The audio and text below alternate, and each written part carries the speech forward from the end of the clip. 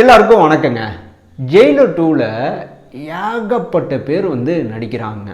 ஏன்னா அவ்வளோ பேர் கமிட் ஆகியிருக்காங்க இந்த படத்தை பொறுத்த வரைக்கும்.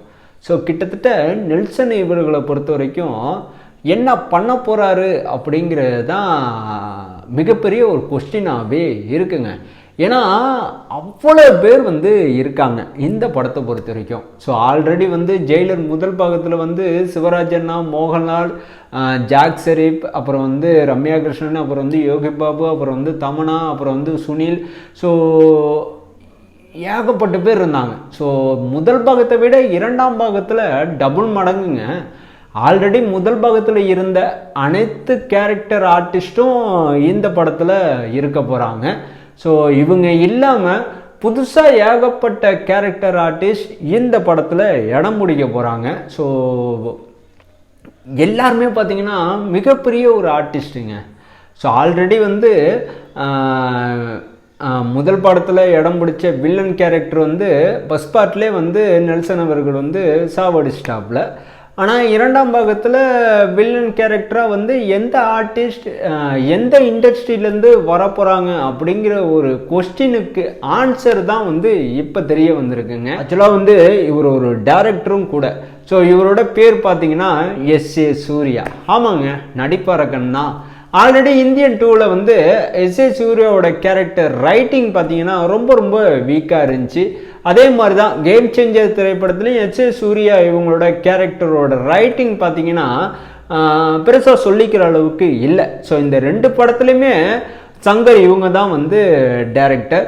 ஸோ இவங்களை பொறுத்த வரைக்கும் எஸ்.ஏ. சூர்யாவை சரியாகவே ஹேண்டில் பண்ணவே இல்லை அப்படிங்கிறது நான் சொல்லலை, நிறைய பேர் சொல்கிறாங்க. அதே மாதிரி தான் நானும் அதே தான் சொல்கிறேன். ஏன்னா பர்சனலாக இந்தியன் 2 திரைப்படத்தில் எஸ்.ஏ. சூர்யாவோட கேரக்டர் எப்படி இருக்க போது, எப்படி பண்ணியிருக்க போகிறாரு அப்படிங்கிற ஒரு எதிர்பார்ப்பு எனக்குள்ளே இருந்துக்கிட்டே இருந்துச்சு. அதே மாதிரி கேம் சேஞ்சர் திரைப்படத்தில் இவர் என்ன பண்ணியிருக்காரு, எப்படி சங்கர் சார் இவரை ஹேண்டில் பண்ணியிருக்காரு, எப்படி வேலை வாங்கியிருக்காரு, இவரோட கேரக்டர் ரைட்டிங் எப்படி இருக்க போகுது அப்படிங்கிற ஒரு எதிர்பார்ப்பு எனக்குள்ளே இருந்துக்கிட்டே இருந்துச்சு. பட் ஆனால் ரெண்டு படத்துலையுமே எஸ்.ஏ. சூர்யாவோட கேரக்டர் ரொம்ப வீக்காக இருந்ததுனால ஒரு நல்ல நடிகரை இப்படி வீணடிச்சிட்டாங்களே அப்படிங்கிற மாதிரி ஒரு வருத்தம் எனக்குள்ளே இருந்துச்சு. ஆனால் நெல்சன் அவர்களை பொறுத்த வரைக்கும் சரியாக ஹேண்டில் பண்ணுவார் அப்படிங்கிற மாதிரி தான் எனக்கு தோணுது. ஏன்னா முதல் பாகத்தில் பார்த்தீங்கன்னா சிவராஜண்ணாவோட கேரக்டரோட ரைட்டிங் பார்த்தீங்கன்னா ரொம்ப நீட்டாக இருக்கும். அப்புறம் ஜாக் ஷெரீப்போட கேரக்டரோட ரைட்டிங் ரொம்ப நீட்டாக இருக்கும். சுனில் இவங்களோட கேரக்டர் ரைட்டிங்கும் செம்மையாக இருக்கும். தமனா இவங்களோட கேரக்டர் ரைட்டிங்கும் சூப்பராக இருக்கும். மோகன்லால் இவங்களோட கேரக்டர் ரைட்டிங்கும் சூப்பராகவே இருக்கும். இப்படி ஜெயிலர் முதல் பாகத்தில் இடம் பிடிச்ச ஒட்டுமொத்த ஆர்டிஸ்டோட கேரக்டரோட ரைட்டிங்கும் குறை சொல்கிற அளவுக்கு இருக்கவே இருக்காது, நேர்த்தியாக இருக்கும். அந்த வகையில் பார்க்குறப்ப ஜெயிலர் 2 திரைப்படத்தில் எஸ்.ஏ. சூர்யாவோட கேரக்டரும் கண்டிப்பாக நேர்த்தியாக தான் இருக்கும் அப்படிங்கிறது நான் பெருசாக சொல்கிற ஒரு விஷயம், எதிர்பார்க்குற ஒரு விஷயம், நம்புகிற ஒரு விஷயம். ஏன்னா நெல்சன் அவர்களை பொறுத்த வரைக்கும் ஆர்டிஸ்டோட டேட்டை வீணாக்க மாட்டார். அந்த வகையில் எஸ்.ஏ. சூர்யாவோட கேரக்டர் ஜெயிலர் 2ல் ரொம்ப இன்ட்ரெஸ்டிங்காக தான் இருக்க போகுதுன்னு நான் நினைக்கிறேன். ஏன்னா இவர் தான் இந்த படத்தில் வில்லனாக வரப்போகிறாரு. ஸோ கிட்டத்தட்ட இவர் தான் மெயின் வில்லனா அப்படிங்கிறத நாம் படம் பார்த்து தான் தெரிஞ்சுக்கணும். அதே மாதிரி இந்த படத்தில் இன்னொரு வில்லனும் இருக்கார்.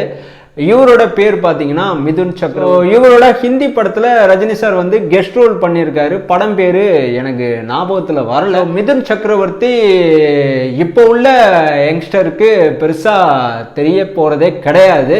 ஏன்னா மிகப்பெரிய ஒரு லெஜண்ட் ஆக்டர். ஸோ எப்படி நெல்சன் அவர்கள் மிதுன் சக்கரவர்த்தியை இந்த படத்தில் காஸ்டிங் பண்ண யோசிச்சாருன்னு எனக்கு இப்போ வரைக்கும் புரியல. பட் ஆனால் படம் பார்த்தா கண்டிப்பாக புரியும்னு நினைக்கிறேன். அதே மாதிரி மிதுன் சக்கரவர்த்தியோட கேரக்டரை எஸ்.ஏ. சூர்யாவோட கேரக்டர் தூக்கி சாப்பிடுமா அப்படிங்கிறத நாம் படம் பார்த்து தான் தெரிஞ்சுக்கணும். அதே மாதிரி இந்த படத்தில் முக்கியமான ஒரு சர்ப்ரைசிங் ரோல் ஒன்று இருக்குது. ஸோ இந்த ரோலை வித்யா பாலன் தான் பண்ண போகிறாங்க அப்படிங்கிற மாதிரி சொல்லப்படுது. அப்படி தான் செய்திகள் அடிபடுது. ஆனால் வித்யா பாலனோட கேரக்டர் வந்து இந்த படத்தை பொறுத்த வரைக்கும் கேமியோ கிடையாதுங்க. அதை மட்டும் நான் இங்கே தெளிவாக பதிவு பண்ணிக்கிறேன். ஏன்னா இந்த படத்தோட ஸ்டார்டிங்லேருந்து எண்டு வரைக்கும் வித்யா பாலனோட கேரக்டர் கண்டிப்பாக வந்து இடம் பிடிக்கும். படம் ஃபுல்லாகவே இவங்களோட கேரக்டர் வருவோம் அப்படிதான் நெல்சன் அவர்கள் ரைட் பண்ணியிருக்காரு. அதே சமயம் வித்யா பாலனோட கேரக்டருக்கும் ஸ்டோரிக்கும் கண்டிப்பாக சம்மந்தம் இருக்குது. இந்த படம் பார்த்ததுக்கப்புறம் கண்டிப்பாக புரியும்னு ஏகப்பட்ட பேர் வந்து சொல்கிறாங்க. அதே மாதிரி ஒரு சில ஆர்டிக்கல்லையும் நான் படிச்சிருக்கேன். நெல்சன் இவங்களோட ரைட்டிங் மேலே எனக்கு பெருசாக நம்பிக்கை இருக்குது. ஸோ எத்தனை ஆர்டிஸ்ட் நடித்தாலும் கண்டிப்பாக வந்து திரைக்கதையில் மனுஷன் கோட்டை விட மாட்டாப்புல. பீஸ்டில் மட்டும்தான் மனுஷன் வந்து எப்படி மிஸ் பண்ணார்னு தெரியல. பட் ஆனால் பீஸ்ட் வந்து இப்போ வரைக்கும் ஒரு சில பேர் வந்து குற்றச்சாட்டு வைக்கிறாங்கன்னா அது திரைக்கதை ரொம்ப ரொம்ப ஒஸ்ட்டாக இருக்குது, வில்லன் கேரக்டர் ரொம்ப ரொம்ப ஒஸ்ட்டாக இருக்குது அப்படிங்கிறது மட்டும்தான் ஒரு குற்றச்சாட்டு. அந்த குற்றச்சாட்டு வந்து ஜெயிலரில் இடம் பிடிக்கும் அப்படிங்கிற மாதிரி தான் நிறைய பேர் வந்து எதிர்பார்த்தாங்க. பட் ஆனால் இடம் பிடிக்கல. ஸோ அந்த வகையில் பார்க்குறப்ப ஜெயிலர் 2லையும் கண்டிப்பாக வந்து முரட்டுத்தனமான வில்லனை தான் வந்து ஸ்டார் காஸ்டாக போட்டிருக்காப்புல. ஏன்னா எஸ்.ஏ. சூர்யா எப்படி நடிப்பாருன்னு உங்களுக்கு நல்லாவே தெரியும். நெகட்டிவ் கேரக்டரில் மனுஷன் பிரித்து மெஞ்சிடுவாப்புல.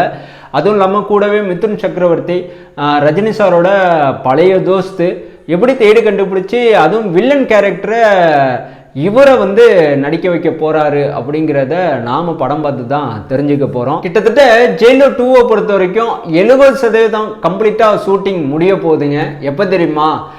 இந்த கோவா ஷெட்யூல் இந்த படம் சம்பந்தமா இன்னும் ஒரு வாரத்தில் ஆரம்பிக்க போறாங்க. இந்த கோவா ஷெட்யூலில் தான் இந்த படம் சம்பந்தமான ரொம்ப ரொம்ப வைலன்ஸான காட்சிகள்லாம் வந்து நெல்சன் அவர்கள் எடுக்க போறாரு அப்படிங்கிற மாதிரி சொல்லப்படுது. அதே சமயம் இந்த கோவா ஷெட்யூலில் தான் வந்து எஸ்.ஏ. சூர்யா, மிதுன் சக்கரவர்த்தி, வித்யா பாலன் இவங்க 3 பேரும் கலந்துக்க போறாங்க அப்படிங்கிற மாதிரி சொல்லப்படுது. ஸோ இப்போ வரைக்கும் பார்த்தீங்கன்னா ஜெயிலர் 2-வை பொறுத்த வரைக்கும் ஒரு எதிர்பார்ப்பு கண்டிப்பாக இருக்குங்க. ஏன்னா அந்தளவுக்கு முதல் பாகம் மிகப்பெரிய ஒரு வெற்றி.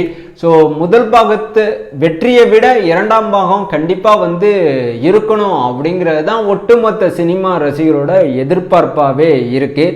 அதே சமயம் முதல் பாகத்தில் வந்து அக்கும் பாட்டு வந்து யாராலையும் மறக்கவே முடியாது.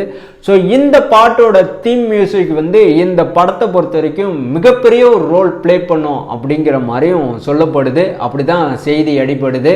ஸோ கிட்டத்தட்ட நெல்சன் அவர்களை பொறுத்த வரைக்கும் எப்படி வந்து திரைக்கதையில் மனுஷன் வந்து பிரித்து மேய்வாரோ அதே மாதிரி மியூசிக்கில் வந்து அதுவும் ரஜினி சார் படம்னாவே அனிருத்தை வந்து சும்மாவே சொல்ல வேணாம், மனுஷன் பூந்து விளாண்டுருவாப்புல. கண்டிப்பாக வந்து சமீப காலமாக அனிருத்தோட பேக்ரவுண்ட் ஸ்கோர் வந்து நல்லாவே இல்லை அப்படிங்கிற மாதிரி ஒரு குற்றச்சாட்டு இருக்கு. ஸோ இந்த குற்றச்சாட்டை முறியடிக்கிற விதமாக வந்து அனிருத் வந்து ஜெயிலர் 2 திரைப்படத்தில் நல்ல விதமான பேக்ரவுண்ட் ஸ்கோர் கம்போஸ் பண்ணுவார் அப்படிங்கிற மாதிரி தான் நான் பெருசாக எக்ஸ்பெக்ட் பண்ணுறேன்.